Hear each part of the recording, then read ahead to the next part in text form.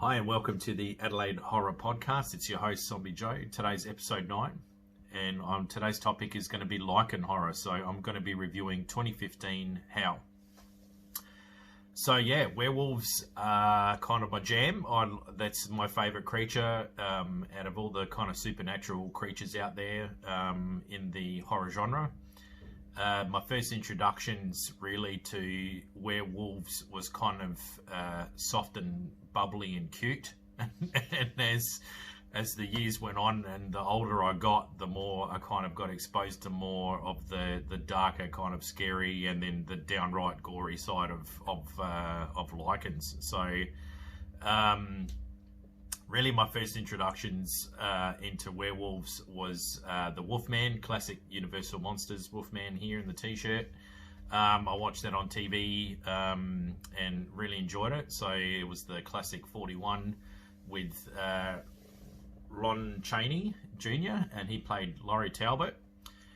And that movie I thought was really cool, the fact that this guy got bitten and then would change into a wolf. So as a kid, my kind of viewing of this was a bit more innocent, where I was like, wow, you know, you turn into a wolf, you'd be able to see really good, you'd be really strong, you'd be tough, you'd be strong, you know, and no one would kind of mess with you. And that was kind of my take as a kid on what a Wolfman was. So that's, you know, my take as a 7, 8 year old. And then as I grew a little bit older, I saw Wolfman in the Monster Squad. So then I kind of saw him as a bit of a, like, he didn't have a speaking role, but like he was attacking people. Like he was, so because there was no blood, I didn't understand what he was doing. And viewing it as an adult now, I'm like, well, he's killing people. But it's, you know, as a kid, you don't twig. He's like, oh, look, he's cuddled that man and he's gone to sleep. So, you know, as a kid, you know, your kind of logic for Wolfman was a bit different. It's not as terrifying, you know, as some of the horror now. So then after that, I watched Teen Wolf with Michael J. Fox, and then I was like, well, that's pretty much sold for me. I want to be Wolfman. I mean, you get cool hair, you get Ray-Bans, you're good at basketball. you can dance on the top of a moving van to Great Balls of Fire. I mean, why would you not want to be a werewolf if that's, you know, if that's what goes down? So I really enjoyed that movie. So that was kind of where I was at with the werewolves at that point. In between that, I was reading stories like that were available to kids. You know, I'm a wolfman, and you know, I'm a teenage wolf, and all this kind of stuff. And then I actually had a book on monsters and lore, and werewolves came up. So I started reading, and that was when I started to go, okay, there's something a bit, you know, a bit more sinister about the wolf. The other thing I forgot to mention too is, as a kid, my grandma used to tell me the story of Little Red Riding Hood, and because she was Italian, it's called Cappuccetto Rosso. And in that version, I think it's that version or her own version of that story, you know, it talks about how grandma got eaten. And I was kind of like, whoa, you know, what the hell? So I'd say these are my real early kind of introductions into the werewolf kind of wolf thing for me. So yeah, there was that. As I got a little bit older, I came across the graphic novel by Stephen King, which is The Cycle of the Werewolf. Now, that had already come out, and I'm just checking the date on that one because I wanted to get that correct. It was 83. Yeah, that's right. It was. But I saw it later. Like it was just in a bunch of books that I saw in the basement of a department store, that they had a book section, and Circle of the Werewolf came up, and it got my attention because it was like a comic book, you know. It was a graphic novel. I was like, whoa, okay, and it was about werewolves. And then so the thing, I was like, oh, this is cool. Opened the page, and then I was like, holy shit, I wish I didn't do that, because the illustrations were just so full on. and looked really realistic. Like the I think he's either a milkman or a policeman getting the side of his face torn off, but you've got it from the point of view of looking at the guy being attacked from in the car, and that was really terrifying. And also the werewolf breaking through a wall of a barn, and you know, people are kind of stuck in there, and seeing all what happens to these pigs after the werewolf is kind of torn and eaten through all these pigs on the farm. And so the illustrations were quite full on. So I did a bit of research and I found the guy. So his name's Bernie Wrightson. So if you Google him, you'll get to see some of the illustrations that I'm talking about, and also the his depiction of the werewolf in that is really, really good. So I kind of like, yeah, I need a copy of this book. I need to own it. So while this was also happening as well, other movies kept flying around. Now, the adults I would hear mention, and including my parents and older kids at school and stuff, would start chucking around the American Werewolf in London, right? So I wasn't really 100% sure what this movie was about. All I knew was that there was a werewolf and it was in London. Then driving in your parents' car, you'd hear the song Werewolves of London, and you're like, what is this freaking movie about? Like, it is everywhere. There's now a song about it. Like, I need to know, like, what is going on, you know? It totally got my interest, and because I couldn't see it anywhere and I wasn't really allowed to watch it, it just piqued my enthusiasm for this movie even further. Like, I had to see this thing. I remember even asking my mum straight out, like at the video shop, can I watch the American Werewolf in London? Mum's like, no. No way, mate. So, yeah, good call. So it wasn't until quite a while down the track I actually watched it, and it scared the shit out of me as an adult. Like, and I was like, geez Louise, lucky I didn't watch it as a kid. My God, like I was asking my mum at 9, and I mean, well, you do the maths, mate. Like how much you know, how much money was mum willing to spend at the psychiatrist after that? Like, jeez. So with American Werewolf in London, you'd see the trailers for it. It'd come on TV. They showed it on TV once, and I saw the previews on TV, and that scared the crap out of me. And I thought, that is what American Werewolf in London is. Holy moly. And then when we went to the local video shop, they had a cardboard cutout, and I wish I had it now. The cardboard cutout, and it was the promotional thing for the Howling. They had just sitting in the background. The Howling came out in 81. So this was just what they had lying. You know, some of the video shops still had their old kind of posters lying around the place. And so the Howling was the one, and I was kind of looking at it going, what the hell's going on here? Now, the front of this DVD has got her as a normal mouth with normal nails. But if you look down at the actual hand, it's not her hand. It's gone a darker color, like, but the nails look normal. They just look feminine. They're just longer nails. In some countries, she had fangs and a claw, but some countries, because of the rights and what they could show and can't show, the DVD and VHS covers got the gentler kind of female darker hand with some nails instead of the actual claws and the fangs, which I don't get. But anyway, it is what it is. Yeah, so that kind of got piqued my interest as well. Another one that did too was Company of Werewolves. Now this had Jessica Lansbury in it, and that's why I kind of came across my radar, because Mum was watching Murder, She Wrote, and then she was like, oh, Jessica Lansbury's in this. So I thought, I wonder if I could watch it. Mum still was a hard no on that. And I know now why, because I watched another VHS movie that had the trailer for Company of Werewolves, and they showed the scene of the snout coming out of the guy's mouth, and I was like, hell to the no. Like, as a kid, I was like, yeah, okay, cool. I'm quite happy not to see this movie. It freaked the shit out of me as a kid, but I was interested still. You know, that peak interest when something scares you, but you can't resist. You gotta like it.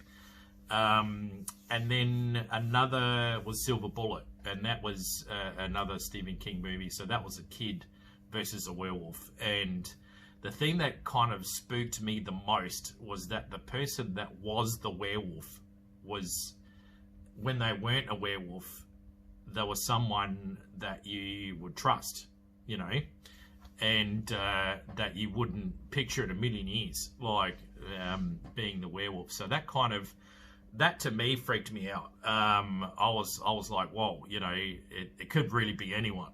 Like, and that kind of started to spook me a bit about the werewolf stuff. So then as I got older, I managed to get a copy of American Werewolf, and I watched it, and it scared the shit out of me, but I liked it. And then when I got even more older enough, I owned it I started collecting horror movies. So that was definitely, one movie that I collected and managed to get. So The Howling was the same. I was like, okay, yeah, I've got to own that as well. So I owned The Howling. I really liked The Howling and the movie and where it was going. I thought that was really original, and good on you, Joe Dante, because really at the same time American Werewolf in London was happening. So this, like, it was like two ships in the night. Like, it was really close. That they both released, so it would have caused some tensions, like, and it was really good on both the special effects guys, you know, the practical effects crew, and on both movies that, you know, that they managed to keep the werewolves separate, you know, and not copy each other or run that risk of creating an issue. So and I thought that was really impressive as well. So that's definitely good there. So these are my actual recommendations for werewolf movies. Then we went on, and so we go to Ginger Snaps in 2000. We got Dog Soldiers in 2002. You got American Werewolf in Paris. You've got, and then Wolfman, which was the remake in 2010. And so these, and countless others, like, you know, Van Helsing. There's a whole Wolfman thing in Van Helsing. You got Goosebumps. There's a whole thing on, you know, the Werewolf of Fever Creek. So there's a whole thing on Goosebumps where there's the werewolf in the Goosebumps series and in the two movies as well.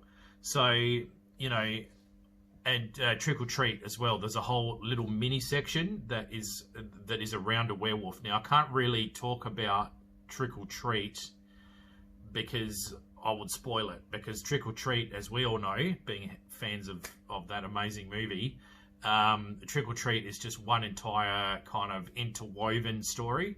So if you start talking about one, you're going to start spoiling the other one. So I kind of like, yeah, I can't really talk about Trick or Treat, but the werewolf bit in that was, one, you weren't ready for it, and two, it was just amazing. Like, I was like, geez Louise. And that cemented this movie. This was like, right, I love Trick or Treat. That's it. Like, it's amazing. I loved it. So that scene sold it for me. That's how good it was. So cool. So these are kind of why the werewolves kind of became my jam a bit. And the other thing is, if you stack all these movies together and all the werewolf movies, if you look at each of these werewolves that are represented in these films, the special effects crew and the practical special effects, right, and CG's been added now. They've all have done these individual wolves. They've not. You can't say, oh, they all look the same. Like, you know, oh, this is boring. Every bloody movie is the same. We all know what's going to happen, blah, blah, blah. They've all had cracks at taking the Lycan lore and had an approach that at a different angle. Or when it came to actual design of the creature, they've taken real drastic, like, they're miles apart from each other. You can't say, oh, you know, that one's more and looks like this and this one looks like that. And yeah, there's been some hit and miss ones. There's ones that haven't done too great. Like, you know, everyone kind of flogs the one at Silver Bullet because it looks like Teddy Ruskin or whatever the toy was from the 80s. I didn't personally, I didn't see it as that, but a lot of people did, and then that kind of made everyone else think it. So I think that's kind of what happened. But I didn't hate the werewolf in Silver Bullet. It still kind of spooked me a little bit as a kid, but like I didn't think it was shit.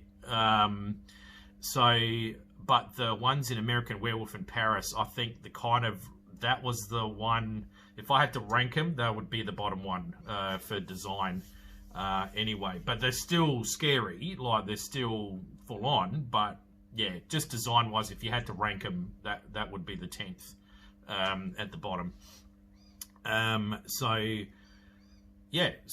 you pair them all up together and you're going, yeah, you know, they're all pretty individual, and every single, and you know, really good on you, big pats on the back to everyone that's involved in a werewolf movie, like the practical effects and special effects guys, even including Howl, the movie I'm going to review. Fantastic job, like really thinking outside the square. You know, you got werewolves that are a different color, like, you know, the fur is different, like some are hairier, some are thinner, like the ears are more pointy, the ears are shorter, there's no ears at all, like, you know, there's these differences that are in there. So, and that's why I like the werewolf genre. Like they've all taken the effort into separating themselves, being different, so they all stand on their own, and that's why I really enjoy them. So cool. Now I'm going to get into reviewing Howl 2015, and then I'll and like I said, the podcast version on Spotify and Stitcher, this will be a longer kind of deep dig of the movie. So the YouTube is just the one that covers it, and I explain a little bit about the lore as well. Cool. So Howl 2015 was directed by Paul Hewitt and written by Mark Huxby and Nick Ulster. IMDb give it a 5 and a 10. Now, no way. This is for me. It's an easy 8. It's an easy 8. It cost $1 million, but unfortunately it grossed only $477,000, and so this pretty much was straight to a DVD anyway. Like that's how I watched it. I didn't even know this thing existed. I just went into my local DVD shop one day, and it just happened to be there under new releases, and I was like, "What the hell's this?" Like, I didn't even know what was going on. So I had no news about it. It was just a pleasant surprise when I got it. And this was a movie where I watched it, and midway through watching this, I was like, "Holy shit! I got to own this movie! Like, I love it. This movie's amazing, right?" So the runtime is 1 hour and 50, and the action pretty much starts 10 minutes into it. So for 1 hour and 40 minutes, this thing has got your attention. Like, you're not going to be looking at your phone and being bored and going off and going, "Oh, this movie's crap." It's got you engaged. Like. So I thought that was pretty good. You got your 3 main characters, right? So you've got Ed Spielers, and he's the actor. You know him from Downton Abbey. He plays a guy called Joe. He's really luckless. This guy just keeps getting shitted on. Like, so this is the kind of part of his life where we, the audience, enter. So everything has not gone this guy's way whatsoever. Like, so. He's flat as a tack. He's got zero confidence whatsoever now. Holly Watson plays Helen. She's kind of the love interest of this guy.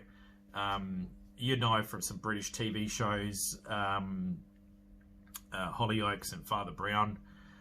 And then we got Sean Pertwee. Now, he plays the driver. Now, we know him from Event Horizon and Dog Soldiers, which is another werewolf movie, and Gotham, the TV show. He does a kind of a cameo on this, and then that's it. So then we got the rest of the passengers, which are the main kind of meat of the movie afterwards. So what I've done is I've put them into good, neutral, and also just the kind of the nasty pasties. These are the ones that kind of give Joe a hard time. So kind of the, I wouldn't say the nemesis, but you know, the negative, the naysayers anyway. So we got Amit Shah. He's Matthew. He's a British Indian actor. You know him on the TV show Witcher and Doctor Who. Ania Mason plays Jenny, and you know her from Casualty and The Bill. Duncan Preston is Jed, and he's also been in Casualty, Silent Witness, The Bill, all the classic TV shows, Coronation Street. They're the elderly couple that are really good. They're really nice, sympathetic, and when it all starts getting a bit hairy, excuse the pun, in the train carriages, they're kind of being a bit supportive. And then we've got Shauna McDonald, who is in The Descent 1 and 2 also. You've got Sam Gittins, who's in EastEnders. You would know him from Doctor Who, and he plays the soccer fan on the train. Funnily enough, he's got wolves on it.